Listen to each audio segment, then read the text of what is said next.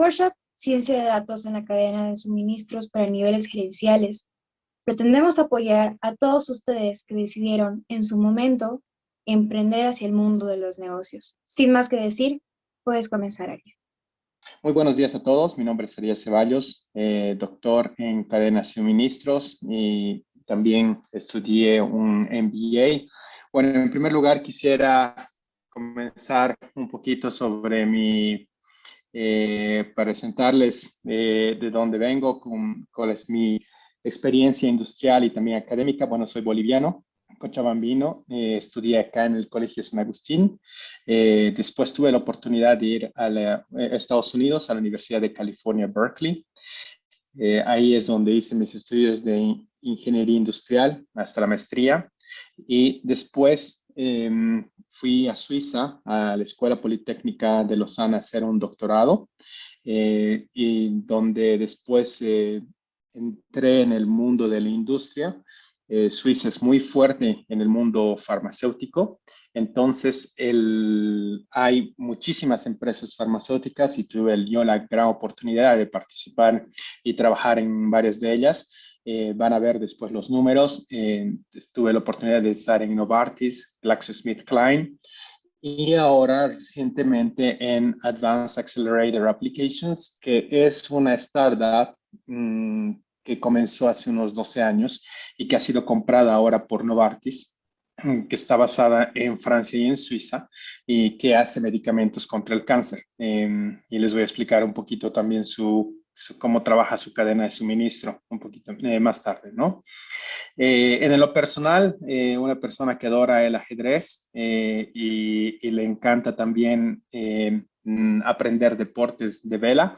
Entonces ahí me ven haciendo deporte de windsurf. Y pues tuve la oportunidad de fundar Bambú, que es una empresa de tecnología en Bolivia.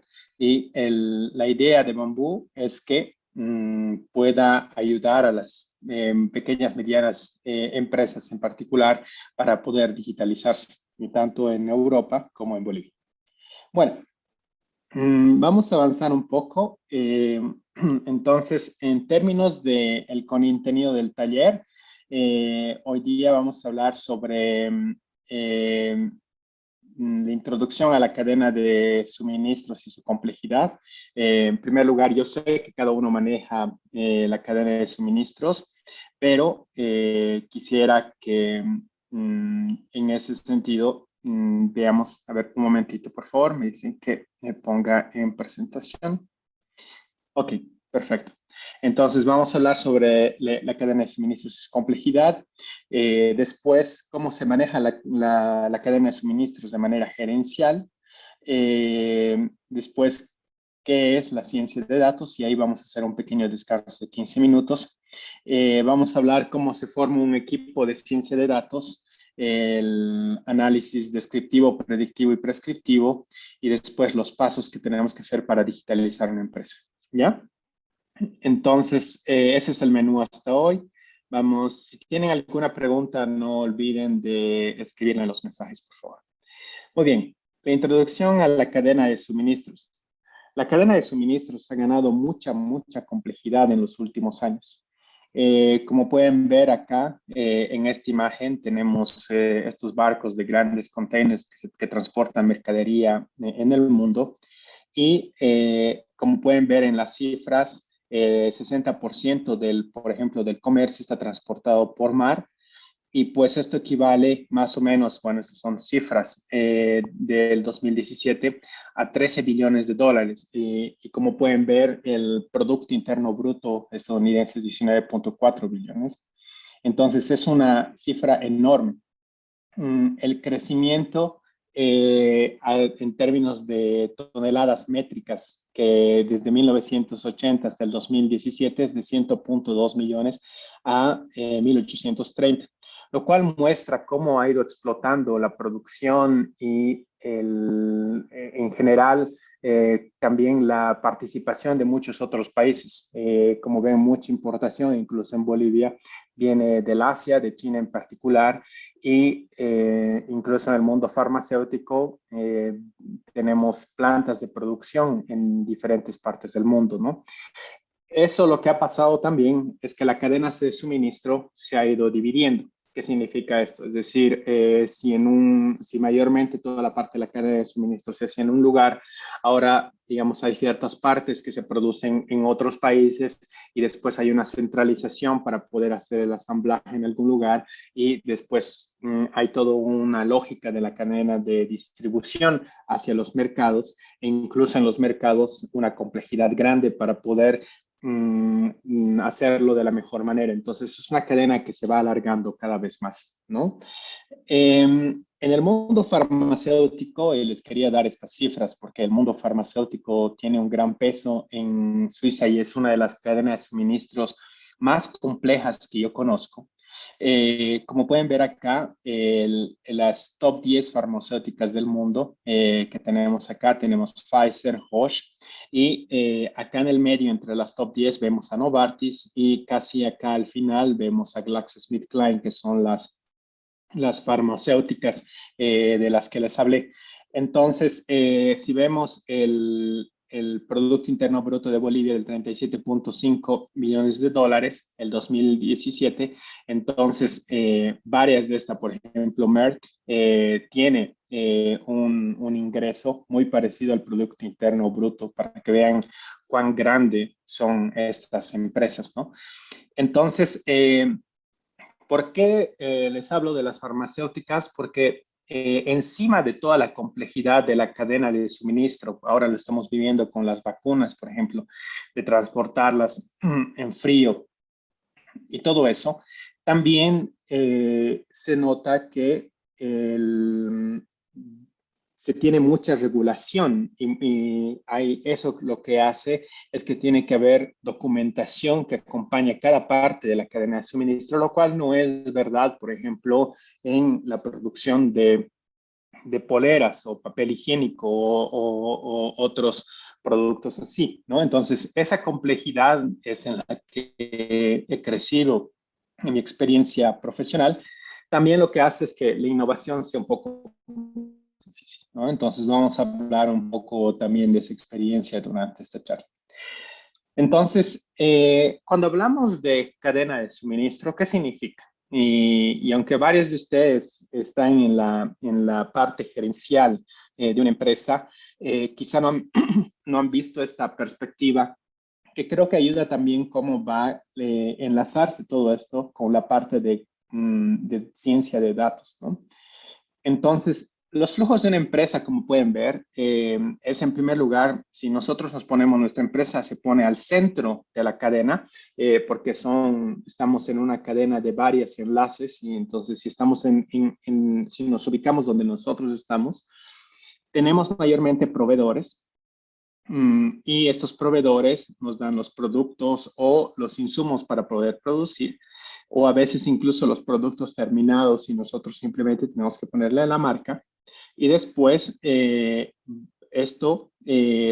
un proceso interno en la empresa y después esto va hacia el mercado, ¿no? Entonces, ¿qué flujos existen en esta cadena de suministro? Bueno, comenzaremos con los bienes, ¿no? Los bienes mayormente migran de izquierda a derecha. ¿Qué significa? Estamos desde el proveedor que nos da los insumos, como hemos dicho, y nosotros los productos terminados hacia el mercado. Entonces, esa es una parte de los bienes, ¿no? Por otro lado, la información, por ejemplo, la demanda y todo eso va normalmente de derecha a izquierda. Por ejemplo, el mercado, nuestros clientes nos van a decir, voy a pedir productos para tal día, de tal fecha, y vemos eso, esa información viene hacia nosotros, normalmente en algunos sistemas, pero puede ser en correos electrónicos, llamadas o incluso en persona, y después nosotros damos esa misma información a nuestros proveedores, ¿no? Entonces ese es el manejo de información, el flujo de información. Y finalmente hay el flujo de fondos financieros. Que también normalmente es de derecha a izquierda, ¿no? Entonces, donde los clientes nos pagan a nosotros y nosotros pagamos a nuestros proveedores. Esta simplificación de la cadena de suministro ya muestra muy bien porque estos tres paralelos es lo que vamos a utilizar para poder hacer control de nuestra cadena de suministro. Entonces, nosotros tenemos que ver, digamos, en un punto dado, cómo está la información, cómo va el inventario de los bienes y cómo está el flujo de los fondos financieros, ¿no? Entonces, estos tres flujos están muy, muy, muy entrelazados y es importante que sepamos también cómo capturar la información y el estado en cada parte y cada relación de la cadena de suministro. Entonces, ¿qué son los intereses de una empresa? Entonces, por supuesto, cuando hablamos de los proveedores, es reducir órdenes tardías, mejorar el cumplimiento de estos proveedores y también el reducir el riesgo de capacidad que se puede tener, porque, por ejemplo, si nosotros no podemos producir, a veces lo podemos hacer producir por otros proveedores, ¿no? Cuando hablamos de nuestra empresa, nos enfocamos mucho en el inventario. El manejo de inventario no es simple, incluso en un pequeño mercado local de barrio hay hasta 250 o 300 productos que se tienen que manejar y 300 productos para ver cuáles van a expirar, quiénes no, cuál es su rotación y todo eso. Se vuelve complejo y a veces no tenemos todos los instrumentos para poder manejarlos. Otro enfoque es el reducir los tiempos de espera que hay entre si tenemos en producción, por ejemplo, si nos toma 3 días producir, cómo reducirlos y también reducir el problema o incluso si lo ponemos de una manera positiva, que es mejorar la calidad de nuestra producción, ¿no? Que es muy importante. Ahora, si vemos hacia el mercado, queremos que haya lo menos de rupturas de stock posible, mejorar el nivel de servicio, digamos, de todas las órdenes que nos han dado, cuántas órdenes las entregamos completas y a tiempo. En inglés eso se llama on time in full. Y después entender y tratar lo más posible de reducir la variabilidad de la demanda, ¿no? Porque si la demanda es muy variable, si por un día nos piden un producto y al día siguiente 100 y después 50, esa demanda que es muy grande va a ser muy difícil que podamos predecir esto, ¿no? Entonces, esta es la complejidad resumida de la cadena de suministros que cada uno de ustedes debe estar viendo y viviendo, ¿no? Y entonces tenemos que ver qué pasos podemos hacer para poder enfrentarnos a esto. Ahora, ¿cómo lo hace una empresa?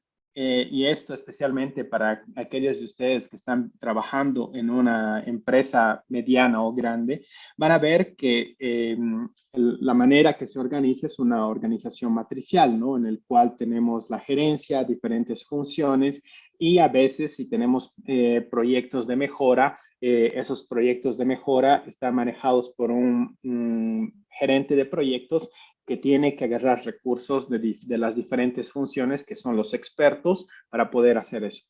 ¿Por qué hablo también de esto? Porque es importante que ustedes analicen cuál es la estructura que se tiene en su empresa para que puedan ver si son capaces de crear innovación, tener visibilidad y además reaccionar a los posibles shocks que puede tener el mercado, ¿no? Por ejemplo, ahora en tiempos de COVID es un shock. ¿Cómo ha reaccionado esta estructura en el tiempo de COVID? ¿Qué funciones han podido trabajar en línea? ¿Qué funciones tenían que trabajar ahí? ¿Qué visibilidad teníamos? Y todo eso es muy importante también que un análisis de eso.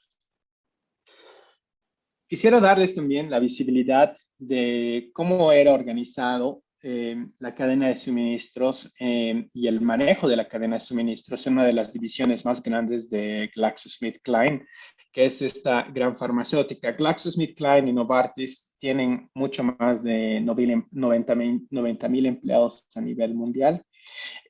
Ambos se enfocan en productos de oncología contra el cáncer, pero tienen otras divisiones, ¿no? Por ejemplo, Novartis antes tenía 5 grandes divisiones en la cual estaban los productos que teníamos que hacer sin prescripción. Por ejemplo, GlaxoSmithKline es otra de sus divisiones es este departamento de sin prescripciones, donde, por ejemplo, uno de sus productos estrellas es Sensodyne, que es una pasta de dientes que vende 1.000 millones de dólares al año con una pasta de dientes, ¿no? Esta organización es para la organización de Sin Prescripción y como pueden ver, como les decía, Glaxo tenía estos departamentos, ¿no? Pharma, tenemos a la parte de Sin Prescripción y también la parte de vacunas. Han tratado de desarrollar una vacuna por el COVID, si mal no me acuerdo, sin éxito. Después, a nivel global, había o tienen un responsable de la cadena de suministros a nivel global. Y después,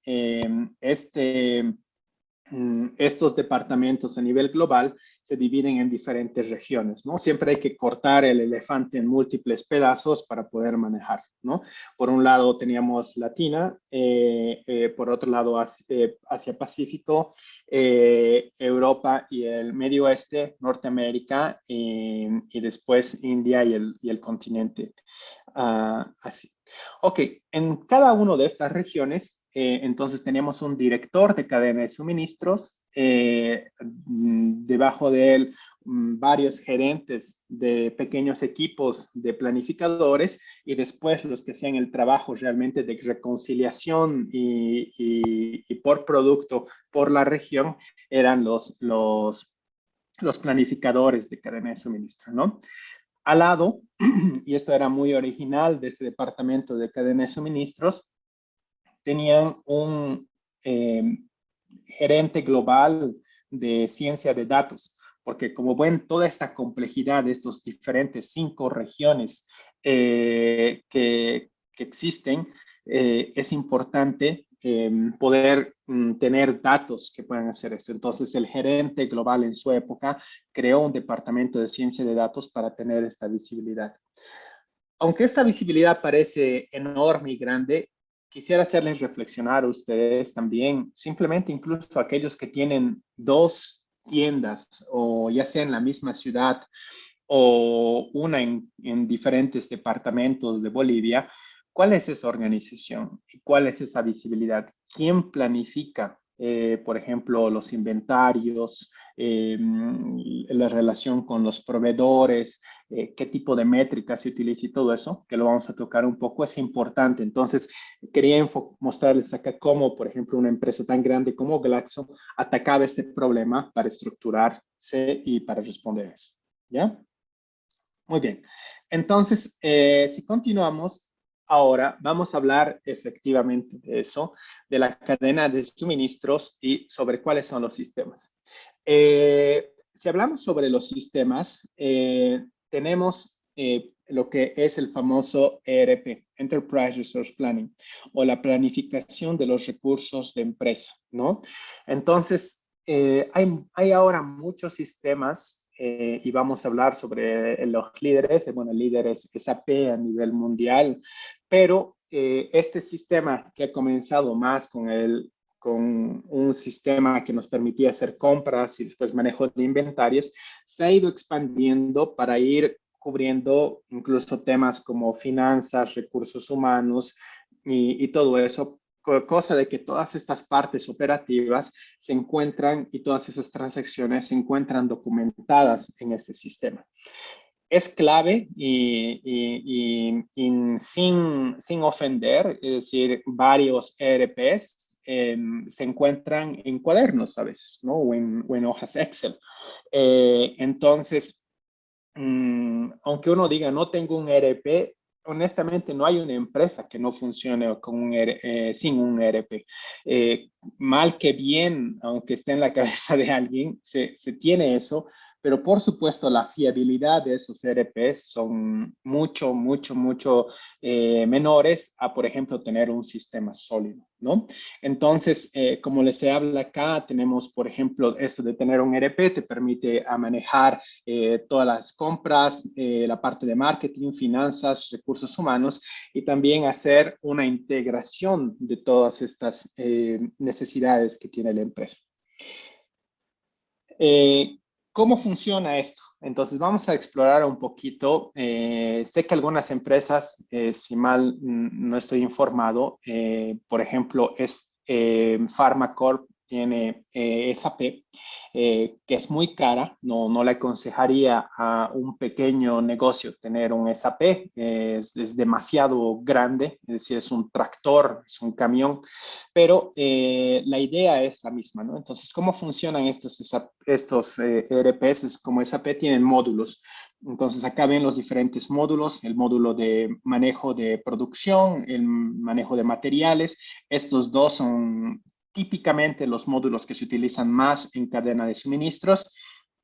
A veces un poco de calidad, especialmente en el mundo farmacéutico, porque tenemos que saber si el producto que hemos creado está siendo enviado en la calidad necesaria, ¿no? Entonces, hay también estos otros temas, y bueno, lo pueden ver acá, el manejo de la planta, de todos estos warehouses o centros de distribución que se pueden tener donde mayormente hay inventarios, toda la parte de ventas y distribución, y así sucesivamente. Entonces, estos módulos, cuando ustedes van a buscar, por ejemplo, un ERP, a veces se lo compra por módulos y se lo paga por módulos, ¿no? Entonces, lo mínimo, yo diría, un negocio pequeño incluso que tendría que tener es un punto de venta, un manejo de inventario, por lo menos para poder comenzar a digitalizar toda esta parte, ¿ya?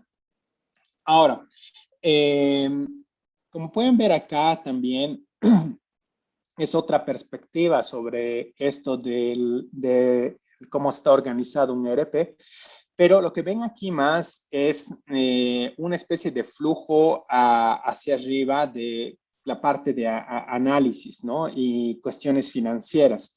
Entonces, acá abajo ven un poquito más las partes operativas, digamos, y esos datos se van utilizando para tanto el manejo de recursos, el manejo financiero y en realidad el manejo estratégico financiero y de operaciones que va hacia arriba en términos de datos. SAP ha ido incrementando mucho su servicio y en los últimos años ya tiene módulos que están dedicados a hacer ciencia de datos. En mi experiencia hasta ahora, no es tan competitivo como, por ejemplo, las opciones que hay en la nube de Google, Microsoft o Amazon Web Services, pero es importante saber que estos grandes están, por supuesto, luchando por este espacio digital, ¿ya?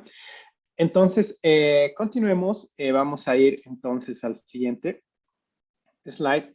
Y es un poquito lo que les decía sobre cómo, por ejemplo, SAP está tratando de crear su nube para poder hacer el análisis de la cadena de suministro. Por ejemplo, si vemos acá, y esto vamos a analizarlo más en detalle después, tenemos una plataforma que junta todos estos diferentes servicios que tiene SAP, que son las fuentes de datos, y entonces hay una inyección de todos esos datos hacia esta plataforma, y una vez que tenemos los datos centralizados, lo que hacemos es que tenemos algunas aplicaciones customizadas, aplicaciones móviles, aplicaciones de grandes datos o Big Data, como se lo conoce, y así sucesivamente, y esta parte de SAP Analytics. Entonces, como ven, SAP está tratando de entrar especialmente en esta parte que es SAP Analytics para que se pueda entonces hacer este análisis profundo de cómo se está comportando la cadena de suministro. ¿Ya? Ok, entonces si avanzamos, esto es, bueno, no les voy a repetir, esta es otra perspectiva que quizá les va a ayudar cuando veamos. Entonces, el mensaje más importante de todo esto es que tenemos un ERP. Ese ERP se encarga de las diferentes funciones, hemos visto en esa organización matricial de la empresa, en el cual la empresa está dividida en finanzas, recursos humanos y demás. Este ERP nos permite tener módulos para poder tener todas estas transacciones, y lo que estamos viendo y la tendencia que estamos viendo es que esta fuente de datos se está empezando a utilizar para poder hacer análisis. Ahora, ya sea se hace esto en el entorno del mismo ERP y como les decía antes, o se lo puede hacer en otro tipo de entorno en el cual esos datos se los analiza y se los usa para hacer el análisis después. Vamos a ver eso un poquito más en detalle luego. Este ejemplo que les mostraba acá, y son, perdón, son dos grandes ejemplos de cómo hay problemas con la implementación de un ERP. Y esto no es algo para minimizar. Incluso van a ver ustedes si se dicen, uff, tomé de la charla de Ariel que tengo que tener un sistema. No puedo continuar con un pequeño Excel o incluso con cuadernos. Tengo que saltar a su sistema. Pero si lo tratan de hacer ustedes, yo diría que es como si ustedes solos tratarían de construir un pequeño edificio de 4 pisos, ¿no? Es decir, puede que lo hagamos, pero realmente es bueno tener un poco de expertise. E incluso grandes empresas, Lidl es una empresa alemana, de supermercados enorme, que se basa en grandes descuentos. Miller Coors es una empresa de cervezas estadounidense. Y cuando, por ejemplo, ambas tenían, por ejemplo, en el caso de Millers, diferentes instancias de SAP, y eso es lo que pasa a veces, es que uno dice, vamos a implementar un sistema en Cochabamba, y después ese sistema está por un año y 2 años, hay una nueva versión y se da una nueva versión que se le implementa en La Paz, pero las dos no hablan muy bien, pero no se quiere hacer la inversión y después se tiene otra nueva versión en Santa Cruz. Y después el problema es la integración de esos sistemas que no se hablan muy bien, ¿no? Entonces, y una mala interpretación e implementación de esto puede lograr que toda la empresa se caiga, ¿no?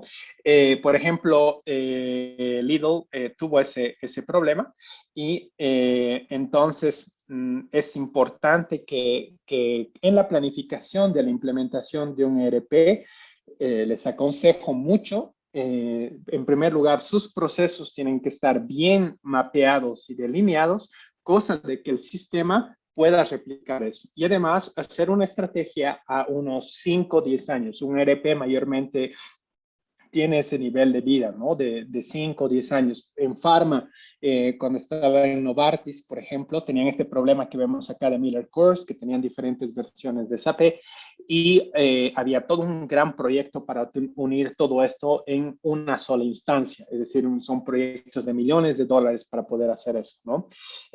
Pero si ustedes tienen una visibilidad de qué es lo que va a pasar en el negocio, incluso esa ambición, si dicen, ahora solo estoy presente en Cochabamba, pero voy a estar presente en La Paz y en Santa Cruz y en Sucre, entonces tienen esa visión de cómo va a ir pasando poco a poco, entonces pueden decir cuál va a ser su estrategia de ERP, que sería importante para después estos sistemas puedan hablar entre sí.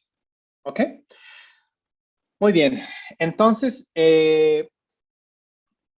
por el momento, les he hablado, entonces, en resumen, sobre este manejo, este sistema que es muy importante, diría yo, el corazón de varias empresas, que es el ERP. Pero, sin embargo, no es el único tipo de flujo, ¿ya?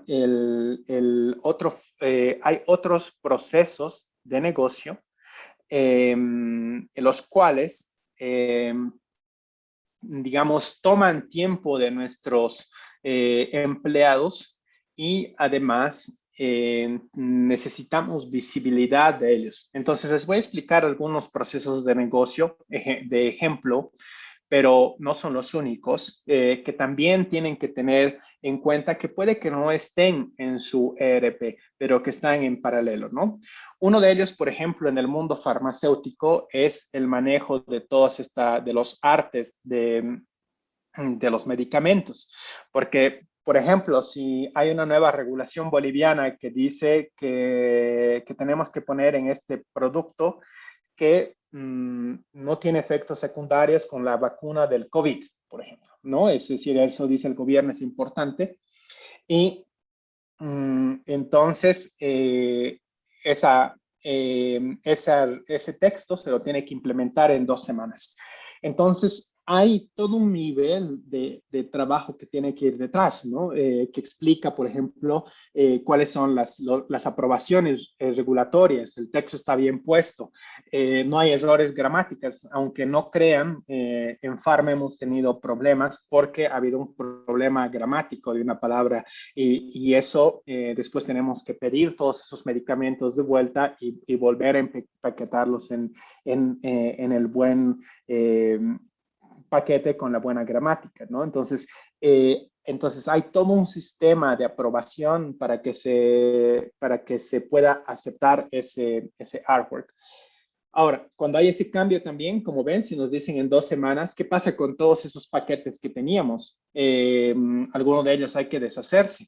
A veces la regulación no es tan fuerte, no es tan rígida. No nos dicen en 2 semanas lo nuevo se tiene que implementar. A veces nos dicen tienen 3 meses para hacer el cambio. Entonces, también implica una conversación de la parte de regulación con la parte del manejo de cadena de suministros para poder decir, ok, ¿cuándo vamos a implementar este cambio? Tenemos que vender lo más posible estos productos con los viejos paquetes o hacer toda una estrategia, ¿no? Ahora, ¿se imaginan si tienen, como les he dicho, incluso 280 productos y hay unos 5 productos que están haciendo todo eso? La pregunta es, ¿dónde estamos? ¿Dónde está todo eso? Entonces, si no hay un sistema, lo que pasa es que esto se está haciendo por correos electrónicos y hay una pérdida de visibilidad enorme, ¿ya? Otro es la introducción de nuevos productos. Cuando se va a lanzar un nuevo producto, tenemos que ver dónde lo vamos a producir, cuáles son los insumos, cuáles son los flujos, cómo va a ser marketing, qué tipo de empaquetado va a tener, toda la parte de regulación. Como pueden ver, es un montón, también una secuencia de pasos que es importante de alineamiento mayormente, que de nuevo, si están en correos electrónicos es muy, muy, muy difícil de tener seguimiento, entonces es otro proceso que es altamente recomendable que esté bien estructurado y para el cual tengan un sistema para poder tener seguimiento al respecto, ¿ya? Y finalmente, algo que puede ser simple, pero que pasa es aprobaciones financieras. Yo sé que algunos de ustedes que tienen roles de gerencia deben tener una regla que dicen que si gastamos más allá de 50,000 bolivianos, tiene que ser aprobado simplemente por el gerente local. Más allá de 100,000, tiene que ser aprobado por gerente nacional e incluso por la parte de finanzas, etcétera, ¿no? Entonces, y las compras hay un montón. Entonces, si tenemos unas 100 compras que se tienen que hacer en el mes y todo está por correo electrónico, de nuevo se va a perder y esto va a crear fricciones en el manejo de la cadena de suministro. Todo esto puede crear. Entonces, es otro flujo que es importante que se lo maneje en un sistema y se pueda realmente tener visibilidad al respecto. ¿Ya? Muy bien. Para terminar esta visibilidad de toda la cadena de suministros, les quería hablar de un modelo que es importante, que les aconsejo que se familiaricen y que nosotros utilizamos para poder asesorar a nuestros clientes, es el modelo SCORE. El modelo SCORE, que como ven aquí es un Supply Chain Operation Reference Model, es un modelo que se ha desarrollado en un grupo dedicado al manejo de cadena de suministros que han dicho cuáles son, al final, todas las empresas que tienen cadena de suministros son más o menos las mismas, ¿no? Entonces, ¿cuáles son las métricas, los diferentes procesos que tenemos que tener en cada una de estas empresas? Y como ven acá, han dividido en 5 grandes secciones, digamos. Uno es source, que significa procurarse de productos o de insumos. El otro es make o hacer, es la producción, como tenemos, y la otra parte es deliver o de la parte de logística, ¿no?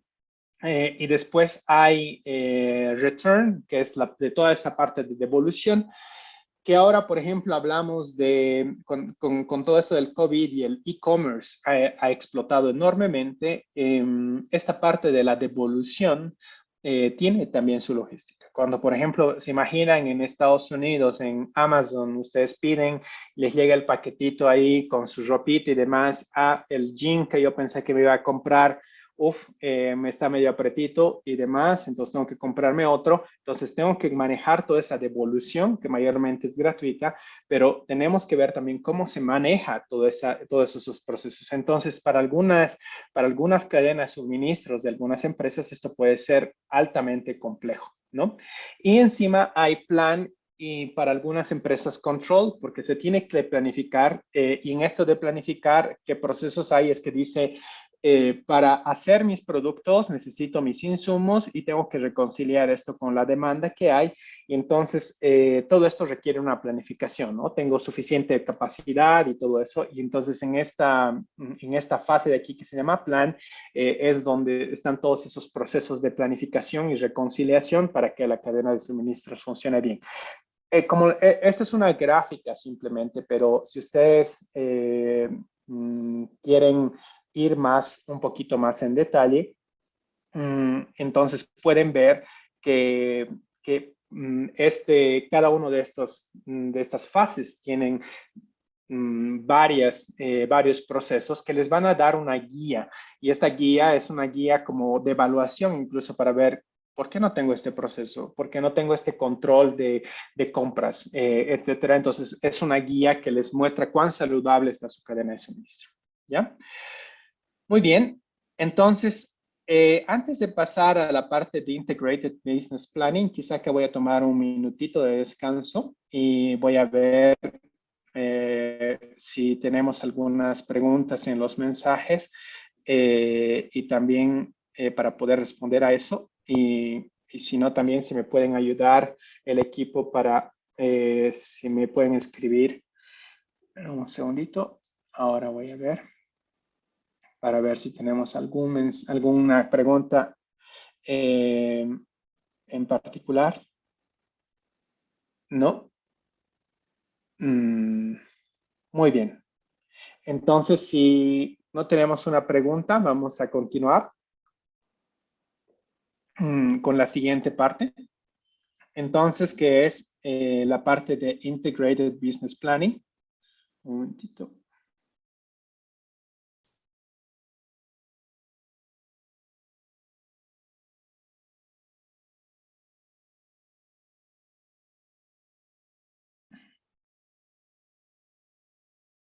Ok. Entonces, les he hablado de esta visión global de la cadena de suministro. Y un concepto muy importante que se ha desarrollado es la parte del manejo integral de la planificación, ¿no? de la empresa. ¿Y qué significa esto? Es que especialmente en esta organización matricial que les mostré, donde tenemos un departamento de marketing que por supuesto quiere incrementar sus ventas lo más posible, la cadena de suministros que quiere reducir los costos lo más posible y quiere que todo esté estable. Y por otro lado, finanzas, ¿no? que hace un control y también tiene otras motivaciones. Entonces, se necesita una coordinación entre todas estas fuerzas que existen en la empresa para poder coordinar eso. Entonces, es por eso que existe este concepto del Integrated Business Planning. Entonces, ¿cuáles son los objetivos de hacer esto? Por ejemplo, que se integren elementos. A mí me parece que esta es la parte central entre la oferta y la demanda, ¿no? Es decir, que, por ejemplo, se informe, el departamento de marketing pueda dar una visibilidad de toda la estrategia que se va a hacer, que diga, como les mencioné antes, de aquí a 1 año, 2 años, 3 años, vamos a abrir mercados en tales zonas, vamos a necesitar este nivel de capacidad y todo eso. Entonces, que esa comunicación permita a la cadena de suministros de reaccionar. Que la parte de finanzas y operaciones estén alineadas, de que operaciones cuando va a hacer una inversión claramente esté controlada por la parte de finanzas para decir si hay un valor en ese tipo de proyectos, ¿no? Entonces, hay un montón de integraciones que se hacen en ese aspecto y con ese objetivo de reconciliación. ¿Cómo se lo hace? Mayormente el Integrated Business Planning se lo hace de manera mensual. Son varias reuniones que tienen que haber en la empresa. En primer lugar, por ejemplo, la parte de la demanda. Lo que va a tratar de hacer la demanda es tener una demanda a 1, 2, 3 años, corto y largo plazo, cosa de que pueda dar esa visibilidad a la parte de cadena de suministro. Entonces, si tenemos múltiples regiones, como les mostré en el caso de GlaxoSmithKline, lo que se hace en ese aspecto es consolidar toda esa demanda y ponerse de acuerdo. A veces, si los sistemas no están bien parametrados, puede que la demanda que refleje el sistema no sea una demanda real. Entonces, tenemos que estudiar cuáles son esos números para poder dar un número que sea fiable a la parte de la cadena de suministros. Por el otro lado, la cadena de suministros va a ver cuáles son sus problemas de capacidad, cómo van las plantas, cuáles son su capacidad de entrega, su capacidad de producción, qué problemas están teniendo, recursos humanos y todo eso, ¿no? Entonces, tiene que ver también qué líneas de producción han tenido fallos, problemas de calidad y todo eso, para poder expresar también a la parte de marketing la capacidad que se tiene para reaccionar a esa demanda.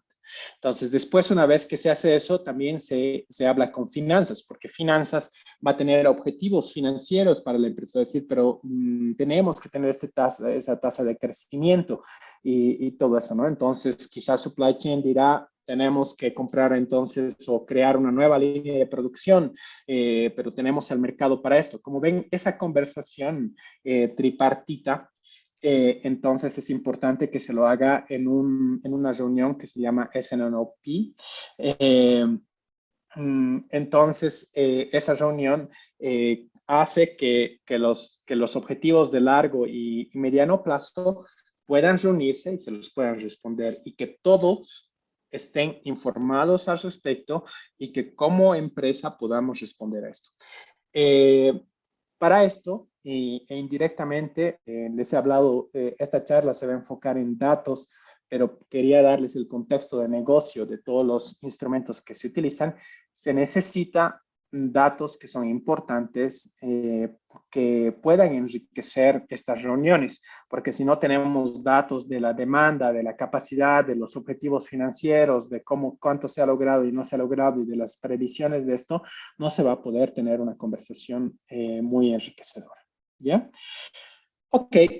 La parte de Integrating Business Planning, como pueden ver acá, hay una madurez. No van a estar coordinados desde el día 1, no porque comienza una reunión significan que ya están en un full Integrated Business Planning. El objetivo de esta diapositiva acá es decirle que es un viaje. Y lo que va a pasar en una empresa es que una empresa va a ingresar en un cierto nivel de madurez. En el principio, lo que se va a hacer es tratar de hacer las cosas de manera más rutinaria, en el cual, por ejemplo, todos los lunes se ve todas las rupturas de stock, todos los martes vemos nuevas compras para poder hacer eso, todos los miércoles tenemos otro tema. Entonces, ese tambor que está sonando, ¿no? Cosa de que todos están haciendo las cosas siempre en el mismo día. Eso es muy importante. Esto viene de Oliver White, que es una empresa de consultoría internacional muy grande en el mundo, que ha provisto estas diferentes fases, estos diferentes niveles de madurez para llegar a un full integrated business planning, ¿no? Donde realmente todo está hecho con tecnología, hay una automatización y además se han ido eliminando errores poco a poco. Ok. Esto es lo que les hablaba en términos de fechas. No lo voy a repetir, pero como pueden ver acá, por ejemplo, hay un ejemplo de cómo se implementa esto en la semana número 1 del mes. Entonces, si la semana tiene el mes tiene 4 semanas, entonces semana 1 analizamos cómo va la demanda y tienen toda una lista de tareas a hacer. La semana 2 vemos cómo va la cadena de suministros y ellos tienen una lista que hacer. Y la semana 3 es donde un poco se reconcilia todo esto y en la semana 4 se dice, acá están todas las tareas que vamos a hacer y cómo vamos a avanzar. Y así continúa este ciclo una vez por mes, ¿no? Entonces, este es un poco cómo funciona. Ok, entonces tenemos el Integrated Business Planning. Esto les va a ayudar a tener control en sus empresas, ¿no? Entonces, si no tienen esas reuniones y quieren implementarlas, es bueno que empiecen a preguntarse cada cuánto tiempo tendrían que hacer esas reuniones, quiénes tienen que participar y, por supuesto, estamos ahí para colaborarlos para poder organizar eso. Otra cosa que es muy importante es tener una tarjeta de performance, ¿no? De cómo la empresa está actuando hasta ahora, cuáles son los resultados, una tarjeta de resultados. Entonces, la tarjeta de resultados, ante todo, tiene que ser una tarjeta que esté muy equilibrada. No solo puede tener, por ejemplo, objetivos operacionales, por ejemplo, quiero reducir costos lo más posible. Porque si hacemos eso, quizá no estamos invirtiendo para continuar capturando clientes, para poder hacer eso. Entonces, tampoco podemos tener objetivos que solo estén de financieros, ¿no? Y olvidemos toda la inversión que se tiene que hacer para poder mejorar la producción y todo eso. Como pueden ver acá es un resumen que me gusta mucho, que habla desde la visión, la misión de la empresa, que siempre tiene que estar detrás de nuestras mentes, ¿no? ¿Qué es lo que queremos hacer en la empresa? ¿Cómo queremos avanzar? Y basado en eso, hablemos sobre los objetivos financieros y fijemos, por ejemplo, y hagamos una tarjeta de resultados con métricas que hay que seguir, que esté equilibrada en varios de estos aspectos. Entonces, acá se les da ejemplos sobre alguna de las métricas que hay que seguir, por ejemplo, cuál es la ganancia total, cuáles han sido los costos operativos, cuánto hemos tenido de ingresos en el mes o en el año, pero, por ejemplo, vamos a la parte de organización, ¿cómo vamos en términos de empleados? Hay una satisfacción. Al final, somos una empresa, somos un conjunto de personas y la satisfacción o no satisfacción de nuestros empleados va a tener un impacto en la producción y todo eso, ¿no? Entonces, tenemos que tener ese tipo de métricas también en ese aspecto. En términos de procesos internos, estamos teniendo lead times que son muy grandes, es decir, tardanzas desde el principio, desde que decimos una orden ha llegado hasta que una orden ha terminado, ¿cuánto nos tarda hacer eso? ¿Es demasiado, es poco? ¿Cómo va contra la competición y todo eso? Entonces, poco a poco se van construyendo y esto es como una identidad de la empresa que se construye para cada una de ellas, ¿no?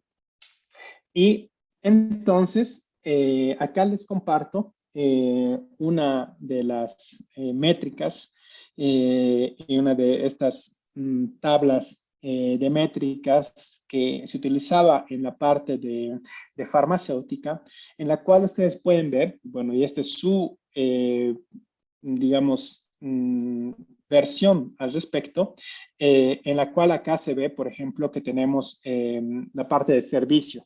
Esa es la parte del cliente, cómo estamos sirviendo a nuestros clientes, ¿no? Entonces tenemos toda la parte de on time in full, que es la entrega de los productos a tiempo. La parte de capital y costos, por ejemplo, cuánto inventario tenemos en nuestra cadena de suministro y cuánto estamos malgastando o quemando por todas estas ineficiencias que tenemos. ¿Cuáles son nuestros procesos? ¿Cuán eficientes están nuestros procesos? Les hablaba que en el mundo farmacéutico esta parte de la parte de artwork era importante, entonces se ve acá cómo crear estos nuevos artes para los paquetes están funcionando y entonces este es más o menos un ejemplo de un Balance Scorecard y acá hablamos de las capacidades de la cadena de suministro sobre, por ejemplo, la agilidad de la cadena de suministro, cuántos días nos toma en promedio producir y hacer llegar esto a nuestros clientes y así sucesivamente, ¿no? Esto es un ejemplo y esto va a ser algo que se tiene que desarrollar para cada empresa y eso, como les he dicho, está asociado a su misión, a su visión y esta revisión, por ejemplo, en la parte de GlaxoSmithKline y Novartis, era una revisión mensual, ¿no? De ver estos resultados con la gerencia, entonces, para poder tomar acciones. Entonces, la ciencia de datos. Ok, la primera parte de esta charla les he hablado de cómo las empresas en términos de cadena de suministros tienen que organizarse. Entonces, hemos hablado de recursos humanos, hemos hablado de el IBP, de esta manera de manejar de manera integral toda la empresa, sobre los sistemas que se utilizan ahora, el del ERP. Entonces, esas son ideas que quiero que por favor mantengan en su cabeza y por lo menos salgan de esto. Y después de las métricas, ¿no? Que tenemos para poder tener eso. Si honestamente vienen de las 4 ideas de la primera parte, pueden salir con esas 4 ideas, voy a estar muy contento porque eso les va a ayudar muchísimo a después ya poner su empresa a un siguiente nivel, honestamente. Vean eso, ¿no? Piensen de manera estratégica como hacemos. Pero detrás de todo esto tiene que haber visibilidad y automatización y mejor toma de decisiones. Y ahora, ¿cómo hacemos esto? Y van a escuchar mucho la ciencia de datos, Big Data y todo eso. Y es algo que está cambiando y que las empresas están haciéndolo para mejorar y poder automatizar sus procesos. Entonces, veamos. En primer lugar, ¿qué es la ciencia de datos? ¿No? Entonces, la ciencia de datos es una rama que está compuesta de 3 grandes elementos y pueden verlo acá, ¿no? Y esto me gusta, este resumen.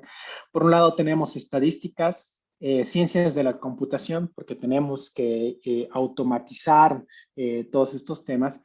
Y después, muy importante, y eso es lo que ustedes tienen, que es conocimiento del negocio, ¿no? Entonces, la intersección de todas estas 3 cosas va a ser que podamos hacer ciencia de datos.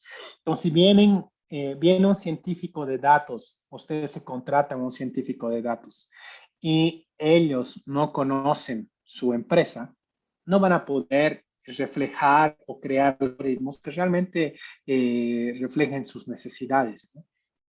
Y además, por más de que ustedes o alguien sea un economista o alguien que ha estudiado manejo de empresas y conoce su negocio, muy bien, interesante, pero no tiene la parte técnica computacional, no va a poder automatizar toda esta construcción de todas estas, de todos estos análisis que se están haciendo, ¿ya? Entonces, la ciencia de datos es esta intersección de estos 3 y mayormente los pasos que se hacen es lo que les decía, por ejemplo, cuando han hecho la pregunta, creo que era Álvaro, sobre qué tengo un problema, qué está pasando, es primero tenemos que entender el negocio, ¿no? Es el primer paso. El segundo paso es después tenemos que ver qué es lo que nos dicen los datos al respecto, es decir, hay que sacarlos, hay que entender qué datos hay, que están limpios o no. Y mayormente no están limpios, hay que hacer una pequeña limpieza de datos, a veces eso puede ser muy grande. Nosotros hemos trabajado para un banco finlandés en el cual esta parte de limpieza de datos era enorme. Y después comenzamos la exploración, ver qué está pasando, dónde hay las ventas grandes, pequeñas, los grandes atrasos, en qué productos y todo eso, ¿no?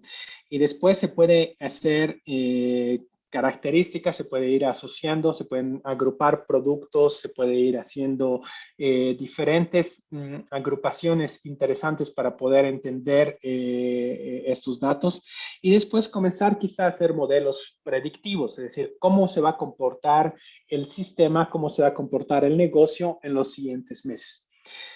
Esto se presenta después de estos resultados en la visualización. Es más o menos todo este proceso que ven acá es lo que se llama ciencia de datos. Van a ver, es decir, hay varias representaciones de esto, pero lo importante para ustedes, incluso si piden a alguien, contratan a una empresa, alguien les dice, quiero que me ayuden con ciencia de datos, es decir, para que ustedes puedan, porque si son gerentes, entonces tienen que poder hacer ese tipo de preguntas, ¿no? ¿Cuáles son tus procesos para poder darme los resultados que me está diciendo?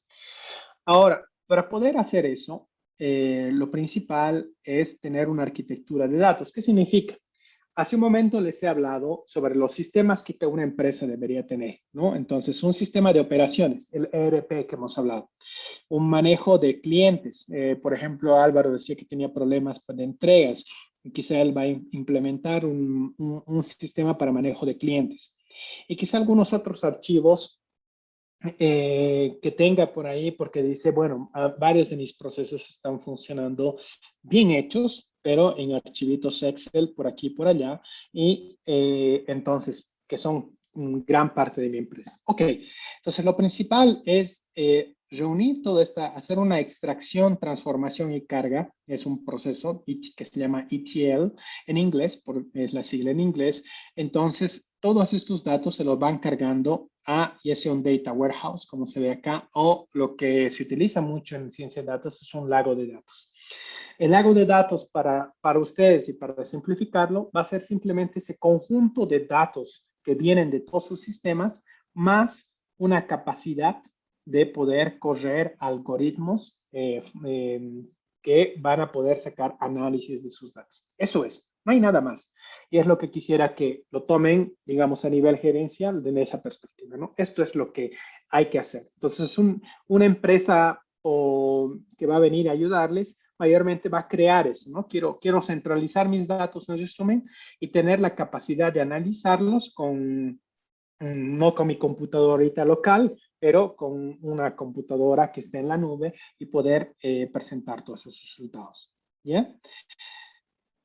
A veces van a necesitar datos externos y lo bueno es que, por ejemplo, quieren ver cómo Facebook, hay sus comentarios de Facebook sobre su empresa o YouTube o TikTok o cualquier red social, tiene algo que se llama un API, un API, que es Application Programming Interface. Es simplemente una interfase que nos permite extraer datos de estas redes sociales relacionados a nuestras cuentas de una manera fácil, de tal manera que se pueden hacer análisis. Por ejemplo, se pueden hacer análisis de texto para ver las reacciones a mis posts. Son normalmente positivas, negativas o en qué dirección van, ¿no? Entonces, acá les he listado un poquito todas las diferentes ventajas que hay, pero lo importante de esto es que ustedes vean, para mí, por ejemplo, si yo soy una empresa que, digamos, un restaurante, y sé que el clima es importante, porque cuando hay lluvia no hay, o por ejemplo, cuando va a haber lluvia voy a hacer la agüita, o voy a hacer tal cuestión, o voy a producir menos cuando, por ejemplo, veo que en los siguientes meses no va a haber sequía, entonces estoy en agricultura, entonces, ¿qué va a pasar? Entonces, vemos que podemos utilizar esos datos de fuentes externas para poder hacer una mejor predicción quizá de nuestra demanda, ¿no? Entonces, se puede utilizar todos esos tipos de servicios. Entonces, por un lado tienen sus fuentes internas de sus sistemas y fuentes externas que pueden ser relevantes. Entonces, el análisis de datos en general se clasifica en tres grandes ramas, ¿no? Entonces, una rama es la parte descriptiva, que significa qué pasó, dónde, cuándo. Mayormente para la parte descriptiva se utilizan los datos del pasado y se los muestra de una manera muy clara, ¿no? Es decir, por ejemplo, yo quisiera, la gran característica de esto es de poder tener la capacidad de ver un resumen eh, fácil, pero poder entrar más y más. Por ejemplo, si Valeria hablaba de que ya estaba con un mini mercado, entonces, en un mini mercado, quizá lo que ella quiere empezar a tener en la semana es cuáles mis ventas semanales, cuánto tengo de ruptura de stock, cuáles son cómo van mis productos A, B y C. Entonces, esa vista macro de cómo va el negocio. Pero después con esto va a tener la capacidad de, por ejemplo, entrar en cada uno de ellos y decir, ok, para los productos A ver, ¿cuáles son estos productos y cómo les está yendo? Esos productos están vendiendo bien, esos están vendiendo mal y así sucesivamente, ¿no? Entonces, todo eso es la parte del análisis descriptivo y vamos a ver un tablero de control al respecto. Después está la parte predictiva, que es cómo nos va a ir en el futuro, ¿no? Y eso ya nos empieza a dar inteligencia, ¿no? Nos empieza a decir, nuestro negocio va a ir mal. Y ya hay maneras, mayormente se utiliza la parte predictiva para la demanda, ¿no? Entonces, y hacemos de cierta manera nosotros en nuestra cabeza una predicción de cómo nos va a ir en el día para ver qué acciones tenemos, ¿no? ¿Sacamos paraguas o no sacamos paraguas? Pero en el negocio se tiene que hacer también, y hay algunos negocios que dependen mucho de esta predicción de la demanda. Producción de medicamentos, por ejemplo, tienes que saber, no, tienes que decidir con anticipación cuánto. Incluso en un pequeño restaurante, quizá van a decir, es sábado, ¿cuántos kilos de carne voy a comprar? ¿No? Entonces, siempre hay predicciones que tienen que haber y eso va a afectar mucho cuánto vamos a gastar, cuánto vamos a ganar y todo eso.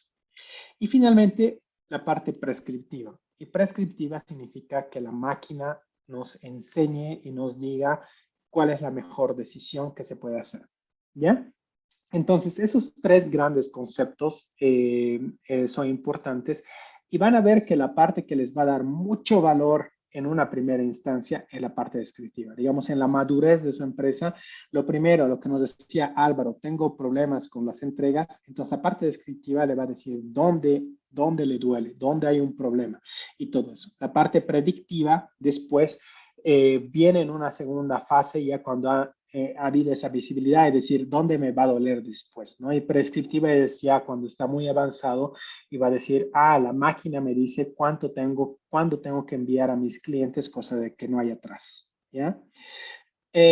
Entonces, para la parte descriptiva, mayormente lo que se hace es cuadros de mando o dashboards. Vamos a utilizar la palabra en inglés porque es más corta, pero cuando utilizamos los cuadros de mando, y vamos a verlos acá, un cuadro de mando mayormente tiene esta forma, ¿no? Ya sea un mapa, como acá, un resumen de diferentes métricas y después tenemos acá diferentes gráficas acá que nos dan una perspectiva de qué es lo que está pasando. Acá, por ejemplo, lo que pueden ver es los crímenes que han pasado en la ciudad de Los Ángeles. Este mapa, por ejemplo, les muestra la parte de Los Ángeles y pueden ver rápidamente en qué partes hay. Aquí parece haber mucho menos crimen. El crimen parece en el downtown LA, parece estar muy fuerte y un poquito también está acá en la zona norte, ¿no? Vemos como tres regiones, centro, norte y la parte sur. Acá, por ejemplo, se puede ver por edad. Por ejemplo, a quiénes se les ha cometido el crimen, en qué edades. Se ve que las de 40 a 60 es mayormente la edad clave. Por ejemplo, cuáles han sido las armas que se han utilizado. Parece que la mayor parte del crimen es mayormente verbal y después, bueno, estamos en Estados Unidos en este ejemplo, es una pistola, incluso ven una pistola semiautomática, pero ven cómo rápidamente esto nos da una visibilidad clara. Entonces, esto es por género, ya sea mujer o varón. y cuáles son los crímenes más típicos, ¿no? Entonces, robo parece ser un crimen mucho menor, parece que los autos están siendo robados muy seguido, y así sucesivamente. Ahora, lo que vamos a hacer en este punto es que quisiera que va a haber alguien que nos va a compartir un tablero de control para que lo analicemos un poco en grupo, ¿ya? Y veamos cómo esto funciona. Entonces voy a parar un poco mi presentación y veamos cómo funciona esto. Entonces, ver. No sé si podemos ahora compartir, por favor, el tablero de control. Se les ha enviado también a ustedes un enlace para que ustedes puedan ver el tablero de control. Entonces, yo lo voy a abrir y vamos a comenzar. Entonces, mientras tanto, voy a compartir mi pantalla de nuevo, cosa de que vayamos viendo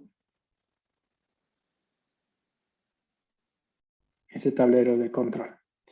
Ok, aquí está un tablero de control que se ha creado. Este es un tablero de control veloz que se ha creado, por ejemplo, para ver el número de casos.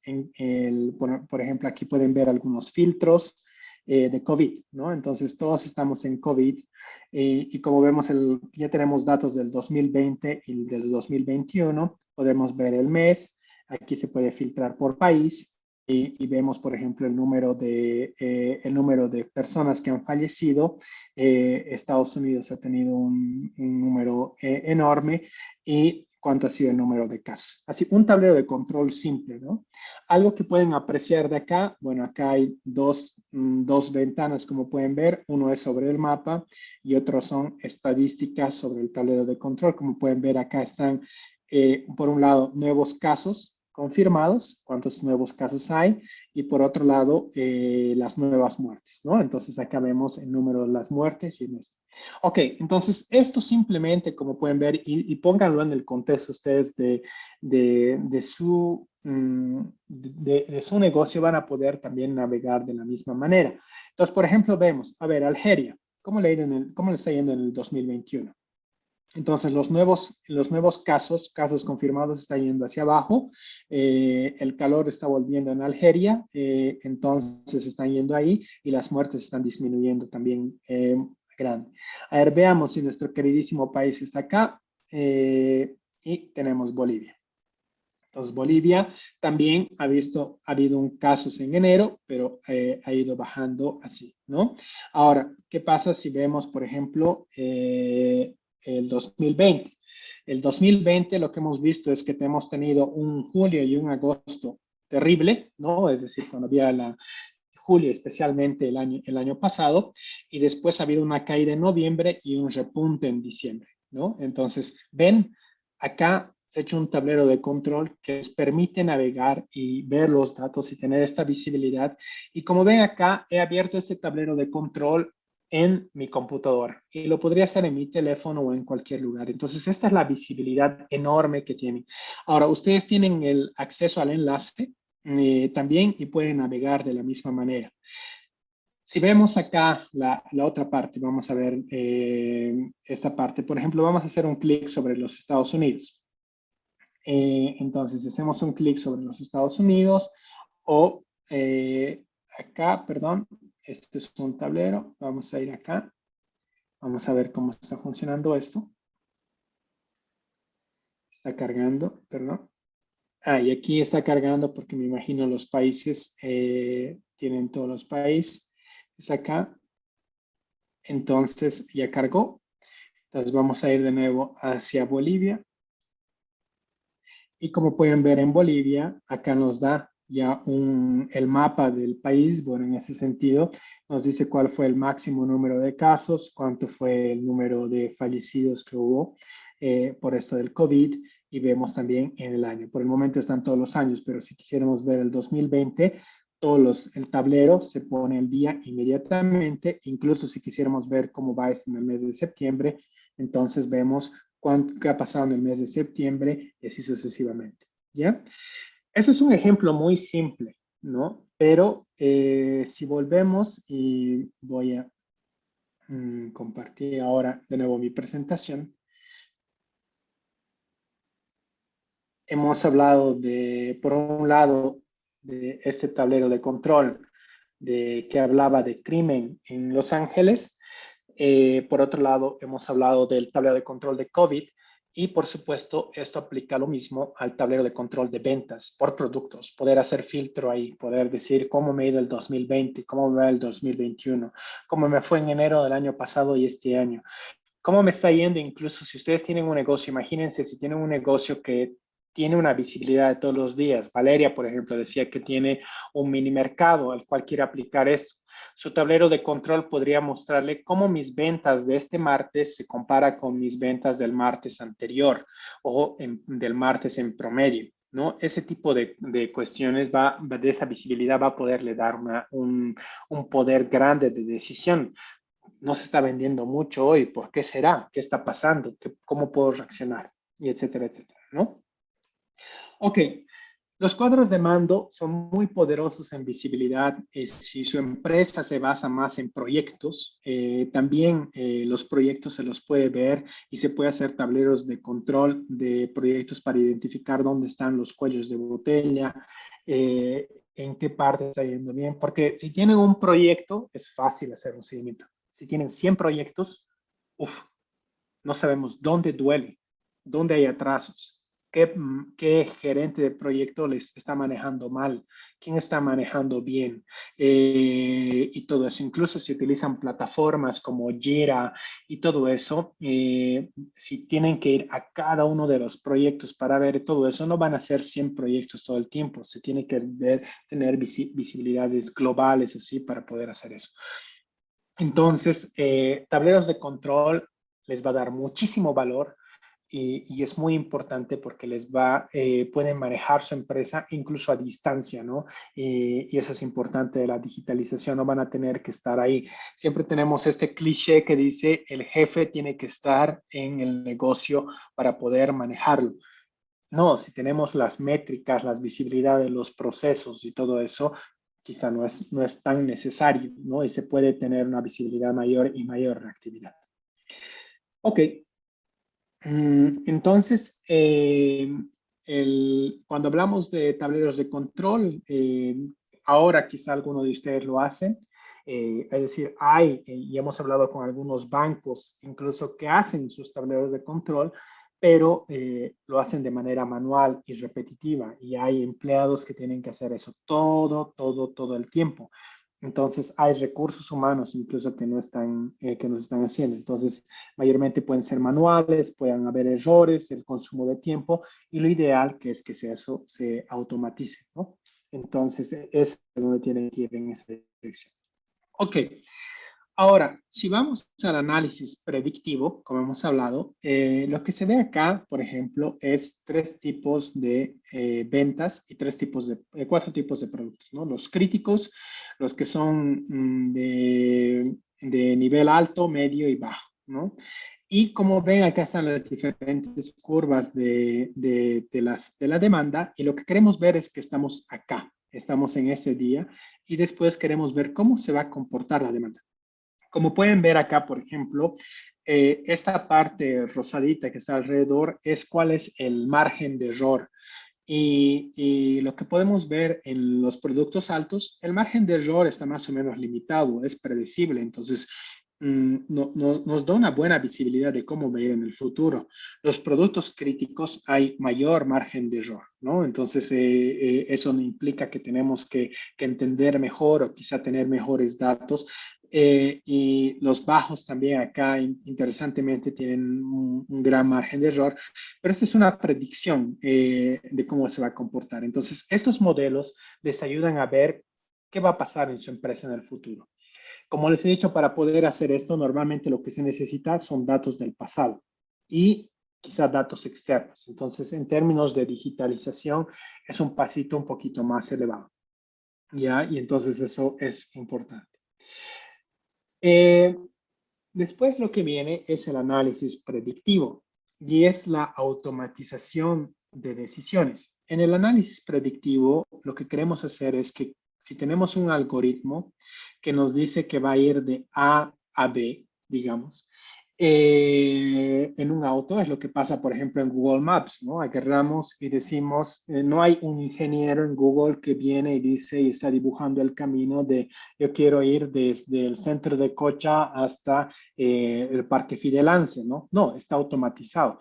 Y nos da una receta, un camino de una manera óptima. Puede que tenga errores y creo que varios de ustedes han debido alguna vez poner en Google Maps el camino y de repente les ha llevado a un camino que no existe o algo así.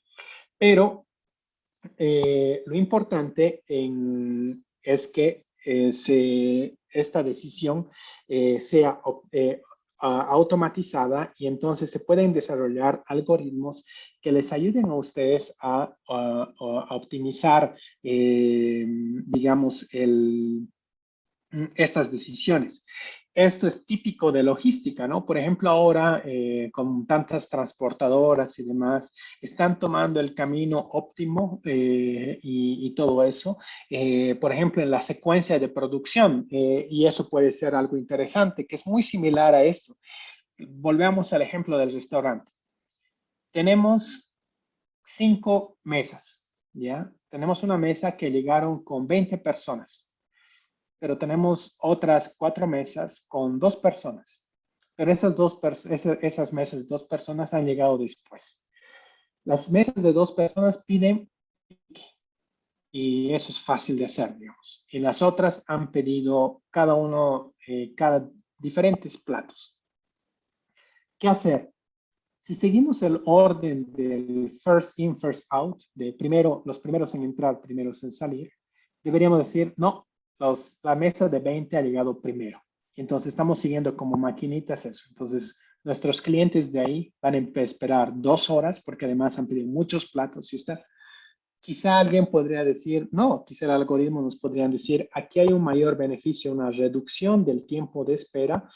Si primero hacemos un pique, de todas maneras vamos a cocinar para todos, para los 4, está optimizado, ya está hecho, y después servimos y el impacto en la otra mesa va a ser muy mínimo, ¿no? Porque en 10 minutos sale y después nos concentramos con nosotros. Entonces, esas decisiones también de maximizar, de minimizar, son típicas decisiones que se pueden automatizar con análisis prescriptivo, ¿ya? Y eso incluso yo diría que el análisis prescriptivo, dependiendo de su empresa, ya se puede implementar especialmente para decisiones claves, sin esperar completa digitalización de su empresa. Pero para decisiones claves, si se quiere realmente automatizar varias partes de su empresa para ganar agilidad y todo eso sí va a necesitar que se tenga una lógica de descripción después. Ok. Aquí, por ejemplo, hay otro ejemplo de análisis prescriptivo que se utiliza más en la parte de finanzas, que te muestra, por ejemplo, la bolsa de valores y te dice si debería comprar o vender o si soy neutral, ¿no? Entonces hay un algoritmo detrás al respecto. Aunque no crean, esto puede ser, bueno, no estamos en el mercado, nuestro dólar y boliviano ha estado muy estable, pero por ejemplo, si vemos si ustedes, por ejemplo, compran metal, si están en construcción o incluso el precio de la carne o precio de cosas que pueden aumentar, es decir, si el precio fluctúa mucho, que es una especie de modelo así, les puede ayudar a decir, ahora tienes que comprar más, ¿no? Entonces, donde se conecta a una base de datos donde los precios se los baja de una manera automatizada y les puede decir, no, tienes que comprar ahora en gran cantidad, ¿no? Porque o si no, después esto va a subir. Y si quieren o no, varios hacemos. Las amas de casa hacen esto para decir, pucha, hay que comprarse arrocito o fideo, pero a nivel empresarial también tenemos que hacer ese tipo de decisión, pero con todas las decisiones que un gerente tiene que tomar, es muy complicado que esas decisiones estemos detrás de cada una de ellas. Entonces, si lo podemos optimizar y automatizar es mejor. Quisiera llevarles y hablarles también del uso de ciencia de datos en la mejora de la empresa. Y esto me gustó la pregunta de Álvaro, es que tengo problemas de entrega, ¿cómo puedo mejorar? Mayormente en cadena de suministros lo que se hace es este tipo de gráfica. Por ejemplo, mi tiempo de entrega debería ser esto, digamos que son 5 días. Lo que está pasando acá es que algunos clientes les estoy entregando más temprano, algunos más tarde, y hay algunos clientes importantes donde realmente me estoy pasando de la raya. Estoy entregando súper tarde. Entonces, acá temprano, después otra vez tarde, otra vez la curva vuelve a subir. Entonces, esto es un manejo de procesos, ¿no? Entonces, esto es como el proceso va evolucionando en el tiempo. Y lo que se hace es, se ve cuál es la limitante superior e inferior de este proceso y queremos ver cuáles son los casos especiales, por qué nos hemos atrasado mucho ahí, quizá este día era viernes y la gente no vino y por lo tanto hemos entregado muy tarde, o ha habido otro caso, ¿no? Entonces eso nos va a hacer analizar cómo podemos agarrar y controlar eso, ¿no? Ahora, ¿qué se hace detrás de esto? Entonces, este tipo de análisis estadístico, que es típico, si tenemos los datos, podemos ver nuestros procesos claves para ver cómo se están comportando. Y quizá el deseo que tiene Álvaro es que no sean estas líneas, porque estas líneas están determinadas por el proceso numérico, pero debería ser acá. Yo quiero entregar que no haya mucha diferencia. Quiero que todos estén en esta línea y en esta línea de acá. Eso basado en estos puntos, es muy ambicioso. Significa que muchas cosas están entregando por debajo o muchos por encima, ¿no? Entonces, lo que sería importante hacer ahora es primero hacer un mapeo al respecto y después se hace se llama análisis de las razones de raíz, root cause analysis, y para poder entender qué está afectando, cuáles son las variables que están afectando esto y que les pueda ayudar a reducir esto de tanto tan amplio a algo mucho más delgado para que su proceso esté mucho más en control. Entonces, una aplicación directa de la mejora en procesos. Acá está un poquito de diferentes irregularidades, la parte matemática que hay detrás, eso no es tan importante, pero lo que les quiero decir es la aplicación que hay de toda esta matemática, ¿no? Después, otra parte que hay, y es muy importante en la parte de ciencia de datos que es disponible ahora para manejar una empresa, es crear simulaciones.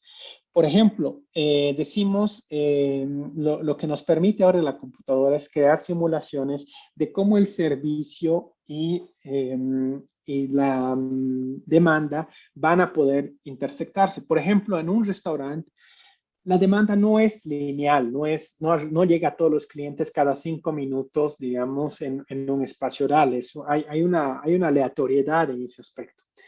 Y entonces, lo que se puede hacer es hacer una simulación. Si ustedes, por ejemplo, en su negocio dicen, tengo una de mis tiendas está por la calle y los clientes hay una distribución de llegada, cuántos empleados debería tener o tengo 3 empleados, van a poder ayudar a poder satisfacer toda esa demanda o va a haber mucha gente en espera o en un banco, por ejemplo, ven, hay una cola siempre, no hay unas sillitas que vamos ahí y ahí hay 5 personas.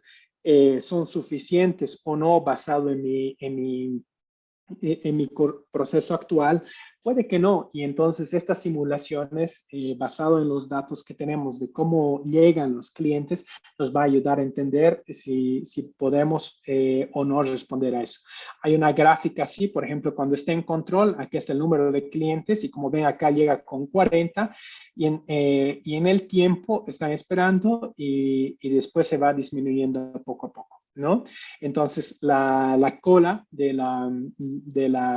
el tamaño de la cola va aumentando acá, 1, 2, 3, 4, 5 clientes y así sucesivamente. Entonces, este tipo de simulaciones puede ayudarles a entender cómo sus clientes están esperando o no.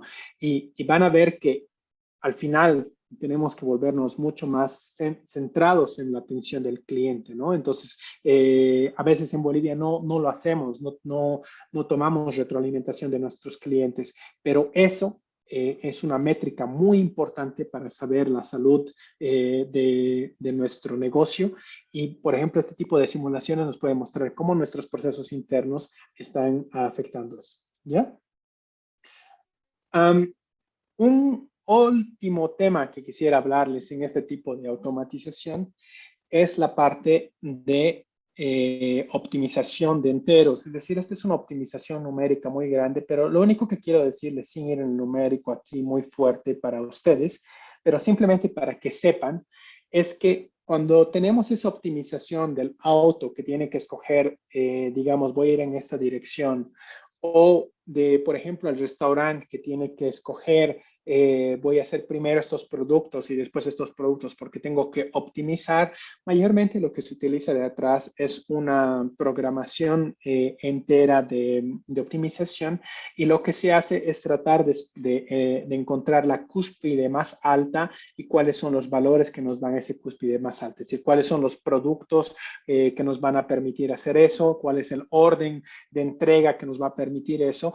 Entonces, cuando ustedes tengan una empresa que les colabora o algún colaborador que crea un algoritmo para poder hacer eso, entonces es importante que les digan qué tipo de optimización estás haciendo, y es mayormente ese tipo de optimización que va a pasar, ¿no? Las aplicaciones son muchas, como les he dicho, en agendar tareas, por ejemplo, en ruteo es muy importante para escoger dónde voy primero y dónde voy después, en planificar mi producción, también qué produzco primero, qué produzco después, basado en mis restricciones. Quizá usted alguien en la mañana está produciendo y está tomando la decisión de manera manual, primero vamos a producir tal, después tal, pero honestamente muchas veces que no sea óptimo y no está tomando todas las variables. Entonces, ese tipo de cosas se lo puede hacer de manera automatizada. Ok, entonces, antes de ir a esto, les quiero dar un resumen de lo que hemos hablado. Ciencia de datos está impactando mucho las empresas porque nos está ayudando a tener visibilidad, a poder ver qué es lo que va a pasar en el futuro y a poder automatizar las decisiones, ¿ya?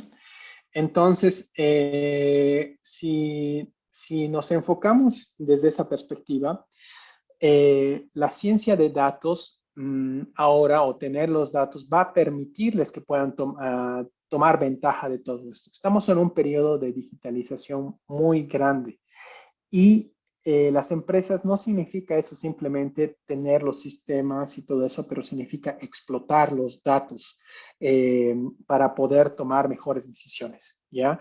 Entonces, si su empresa solo tiene un sistema, pero no tienen tableros de control, no están prediciendo el futuro o no están optimizando alguna de las decisiones claves de su empresa, no están tomando ventaja de toda la capacidad que su empresa tiene que tener. Y encima, si no tienen los datos, entonces va a ser muy difícil que su empresa avance, ¿ya? Que en esta parte competitiva. Entonces, lo que quizá quisiera terminar es un poco comentándoles cómo se conforma un equipo de ciencia de datos. Un equipo de ciencia de datos, mayormente, como les he mostrado al principio, está organizado por un arquitecto de datos. Él es el que se enfoca en automatizar todos los flujos, de que todos estos sistemas que tenemos, por ejemplo, de ERP, de Customer Resource Management, de todos estos archivos Excel, todos esos datos se vayan hacia un lugar central, como les he hablado. Entonces, eso es la misión del arquitecto de datos, ¿no? Arquitecturar todo este flujo de todos estos datos para que tengamos en un lugar, en un lago de datos de una manera central. Después tenemos mayormente un analista de datos que va a poder hacer la parte descriptiva, esos tableros de control que les he dicho, que eso les va a dar mucho valor y mucha visibilidad. Si quieren invertir en algo, inviertan en tableros de control lo más pronto posible porque les va a dar visibilidad en eso, ¿no? Y después, un poquito ya cuando hablamos de un nivel más matemático, más grande, tenemos al científico de datos, que les va a dar una visibilidad de hacer algoritmos para predecir el futuro y también poder automatizar estas decisiones, ¿no? Entonces, eso es el otro rol. Entonces, arquitecto de datos, analista de datos, científico de datos. Y a veces un programador puede ser que sea necesario para poder automatizar o crear algunas interfaces para colectar algunos datos, automatizar algunos de esos flujos de los que hemos hablado al principio de la charla. Y encima de eso, ¿no? Algún gerente de ciencia de datos es más o menos como está. Varias empresas van a tener esa disyuntiva. ¿Debería tener un equipo de ciencia de datos o no? Para una empresa mediana o pequeña, mayormente es un equipo muy caro, ¿no? Entonces yo les recomiendo, y eso es muy importante que aceptemos como empresa, es pedir ayuda. Es decir, de ir a alguna consultora o algo así para poder realmente enfocarse en dónde es importante implementar esto, ¿ya? Y pues eso va hacia cuál es el viaje de digitalización que normalmente una empresa tiene que tener. En esto, en el viaje de digitalización, basado en lo que hemos hablado, y creo que ahora les va a parecer un poco simple. Lo primero es tener sistemas, ¿no? El primer paso de la digitalización es tener sistemas.